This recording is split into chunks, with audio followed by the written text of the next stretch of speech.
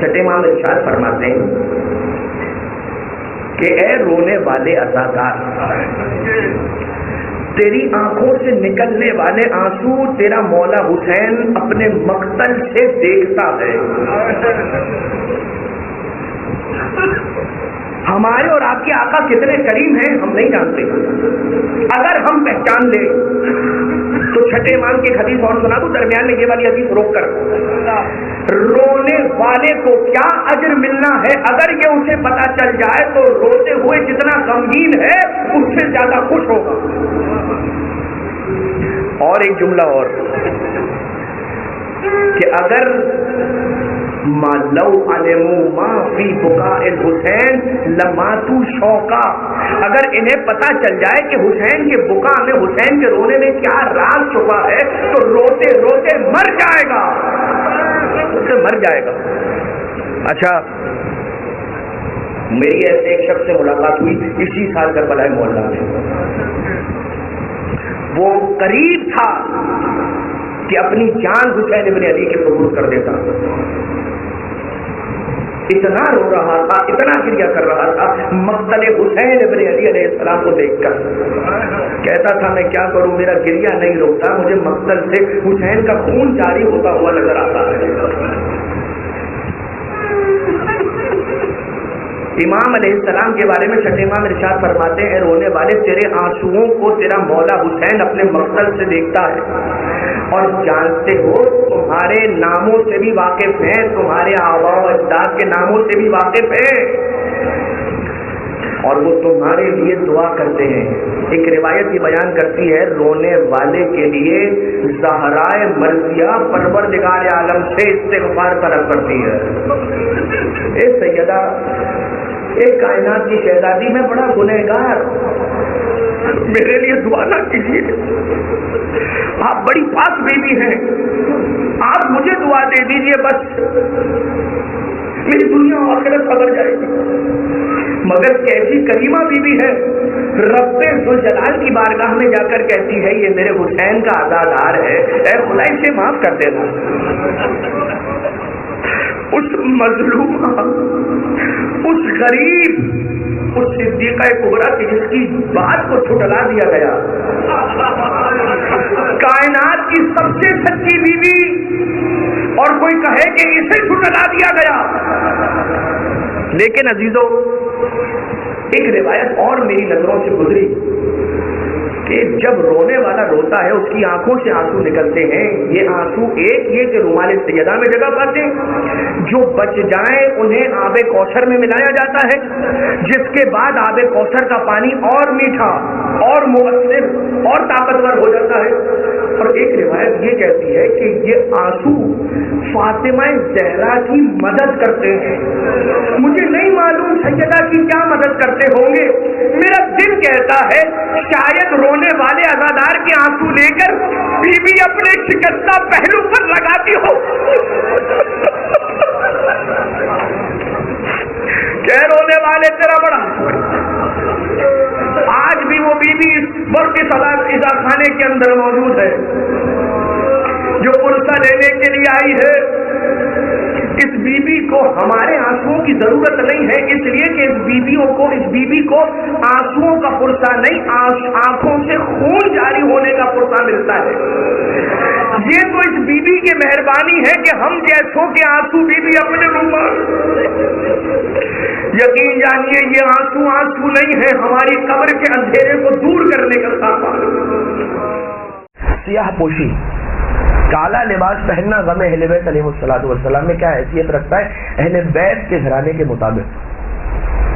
امام سید الساجدین آقا زین العابدین علیہ الصلوۃ والسلام ارشاد فرماتے ہیں،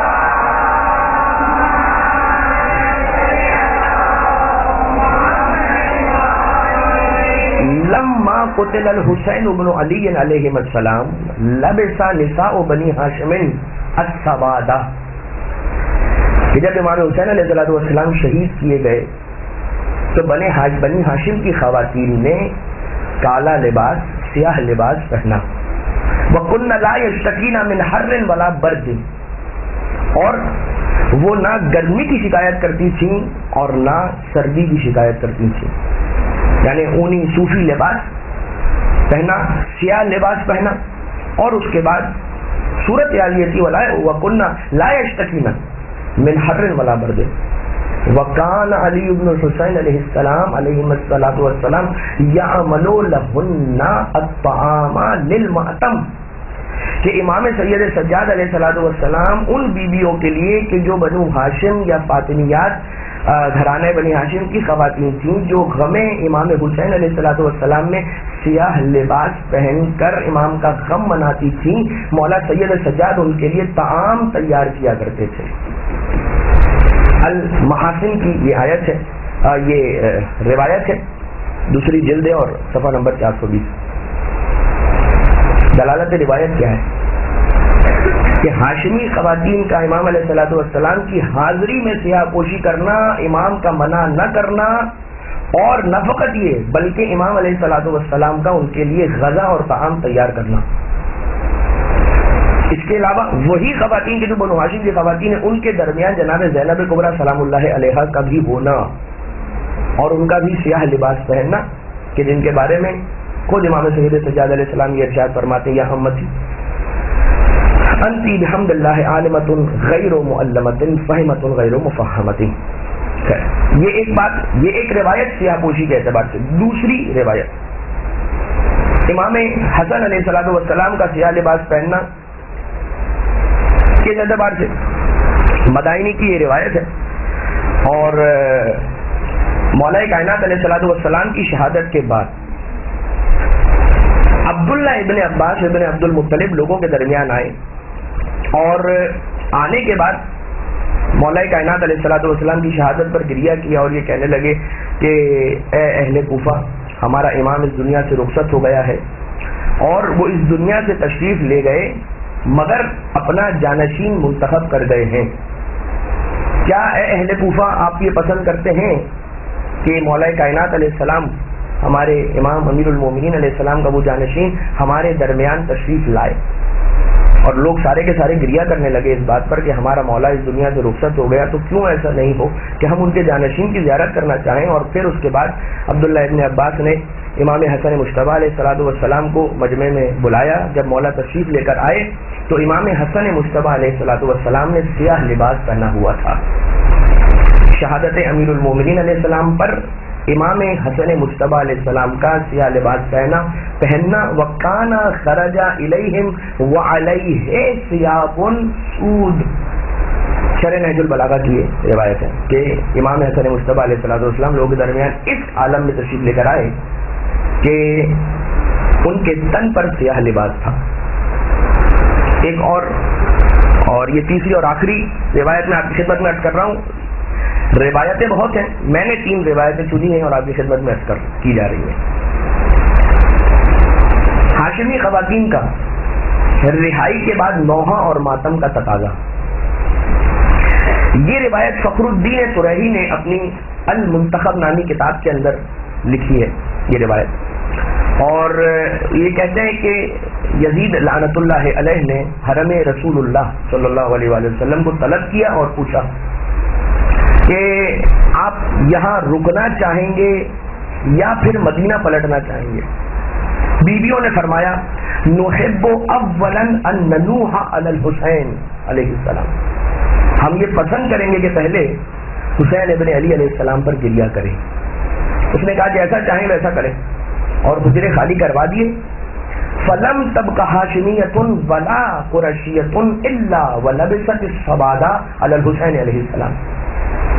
کوئی ایک ہاشمی خاتون بھی ایسی نہیں تھی اور ایسی کوئی قریشی خاتون نہیں تھی، یعنی بنی قریش میں سے بھی کوئی ایسی خاتون باقی نہیں تھی کہ جس نے کالا لباس نہ پہنا ہو، اور ہاشمی خواتین میں سے بھی کوئی ایسی باقی نہ رہی کہ جس نے کالا لباس نہ پہنا ہو. جتنی خواتین تھیں تمام نے لباس سے سیاہ जेब तन कर रखा था।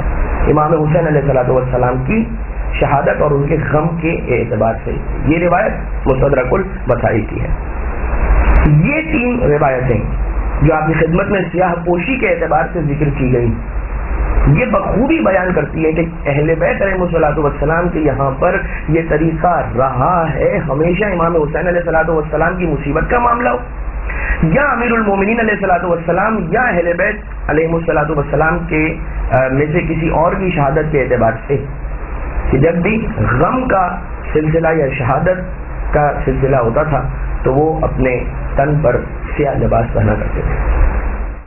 अब आ जाइए एक और रिवायत आपकी खिदमत में अर्ज की जाए इसी एतबार से कि हजरत आदम अलैहिस्सलाम ने कैसे मौला अब्दुल्लाह अलैहिस्सलाम के इस वाक़े को सुना और उसके बाद क्या अमल अंजाम दिया कि जिसके बाद आप बीबी हवा से आ मिले। बिहारुल अनवार जिल्द नंबर 44 सफ़ा नंबर 242, अल अवालिम या अवालिमुल उलूम जिल्द नंबर 1 सफ़ा नंबर 101। जनाब हवा को तलाश कर रहे हैं हजरत आदम अलैहिस्सलाम। कैसे मिली जनाब हवा, ये इस रिवायत के अंदर मौजूद। कैसे मिली है जनाब आदम को हजरत हवा सलामुल्लाह अलैहा। हजरत आदम का सीना तंग हुआ, जमीन पे आने के बाद बीबी हवा से जुदाई हो गई, फिराक हो गया, और करिया करिया शहर शहर फिरते जा रहे हैं और हजरत हवा मिल नहीं रही तो उन्हें तलाश नहीं कर पा रहे, गमगीन हुए, लर्जा तारी हुआ, जमीन पर गिरे, खून जारी हुआ, सर को बुलंद करके आवाज लगाई और एक सदा बुलंद की कि परवरदिगार क्या मुझसे कुछ और खता भी हुई है कि जिसकी मुझे ये सजा मिल रही है।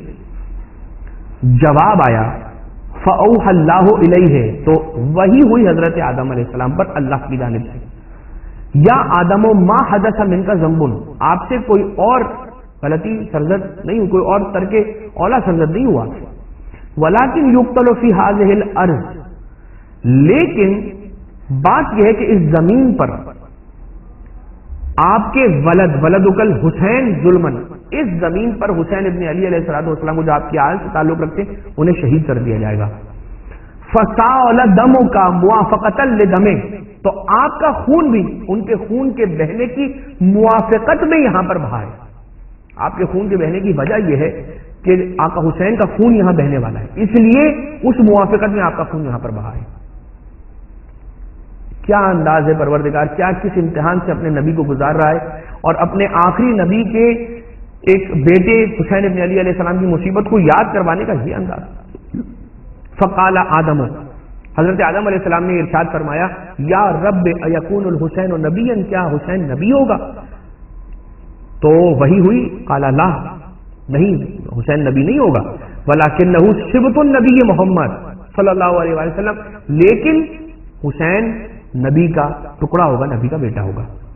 काला वमनिल कातिल लहू, कौन होगा इस हुसैन का कातिल? काला कातिल हु यजीद लईन अहले समावात वल अर्ज़, कि हुसैन इब्न अली अलैहिस्सलाम को कत्ल करने वाला यजीद होगा जो कि लईन होगा जमीनों में भी और आसमानों में भी, जमीन वालों में भी और आसमान वालों में भी वो लईन शुमार होगा। फ़क़ाला आदम, तो हजरत आदम अलैहिस्सलाम ने कहा, फ़अय्यु शैइन अस्नअ या जिब्राईल, तो ए जिब्राईल ये बताओ कि मैं क्या काम करूं, मैं क्या चीज अंजाम दूं, क्या करूं, मुझे क्या करना चाहिए? फ़क़ाला इलअनहु या आदम, ए आदम यजीद पर लानत कीजिए, ये जिब्रील कहते हैं। फ़लअनहु अर्बअ मर्रातिन, तो हजरत आदम अलैहिस्सलाम ने 4 मरतबा लानत की है यजीद पर। व मशा खुतवातिन इला जबल अरफात, यहां तक कि कुछ कदम ही चले थे कि जबल अरफात पहुंच गए। फवजदा हव्वा हुनाका, और वहां पर उन्होंने हजरत हव्वा अलैहिस्सलाम से मुलाकात कर ली। ये असर है यजीद लईन पर लानत करने का, ये असर है आका अब्दुल्लाह अलैहिस्सलाम के गम में गमगीन हो जाने का, कि हजरत आदम अलैहिस्सलाम को जनाब हव्वा से मुलाकात हो जाती है और आप हजरत हव्वा के साथ रियूनाइट हो जाते हैं, हजरत आदम अलैहिस्सलाम। ये रिवायत बिहारुल अनवार की जिल्द नंबर 44 सफ़ा नंबर 242 पर और अवालिमुल उलूम की जिल्द नंबर 1 सफ़ा नंबर 101 पर मौजूद है। और ये भी अल्लाह का फजल है कि अपने हुसैन पर रोने वाली की आंख से निकलने वाले मक्की के बर के बराबर आंसू के एवज चाहे तो جیسے کہ روایتوں کے اندر ہے جنا حل بعوضہ، یعنی کہ مکھی کے پر کے برابر بھی اگر اس کی آنکھوں سے تری جاری ہو جائے، اس کی آنکھ تر ہو جائے، غم حسین کی وجہ سے نکلنے والے آنسو کی وجہ سے اس کی آنکھ تر ہو جائے، آنسو بھی نہیں، وہ تو آنسو کو عربی میں کہا جاتا ہے اغروا رقت عیناہ من الدموع، یعنی آنکھوں میں آنسو بھر آنا۔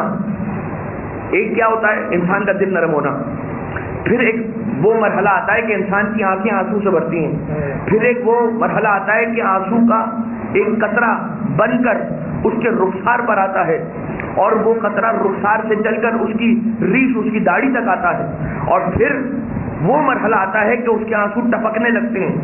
یہ اور بات ہے کہ جب آنسو ٹپکنے لگیں تو فرشتے اسے زمین پر گرنے نہیں دیتے، سمیٹ کر آب کوثر کے اندر حوض کوثر کے حوالے کر دیتے ہیں۔ فَيَزِيدُ فِي عُذُوبَتِهَا وَطِيبِهَا وَرِيحِهَا، کہ جن آنسوؤں کے حوض کوثر کے پانی میں شامل کیے جانے کی وجہ سے حوض کوثر کے پانی کی مٹھاس میں اضافہ ہوتا ہے، اس کی تاثیر میں اضافہ ہوتا ہے۔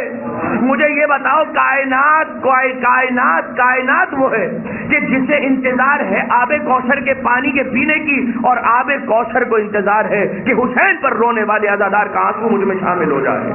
اب آپ نے جب یہ جملہ سنا ہے تو اس سے میں آپ کو ریلیٹ کرتے ہوئے ایک مرحلہ اور آگے لے جاؤں۔ سوچئے کہ وہ آنسو کے جو حسین کے غم میں نکل رہا ہے، جب اس ایک آنسو کی یہ عظمت ہے تو جس کی آنکھ سے آنسو نکل رہے ہیں اس کی کیا عظمت ہوگی، اور جس کی آنکھوں سے آنسو نکل رہے ہیں اس عزادار کی جو عظمت ہوگی وہ ہوگی۔ سوچئے جس حسین کے غم میں عزادار روتا ہے اس کی کیا فضیلت اور عظمت ہوگی۔ یہ ہے مقام۔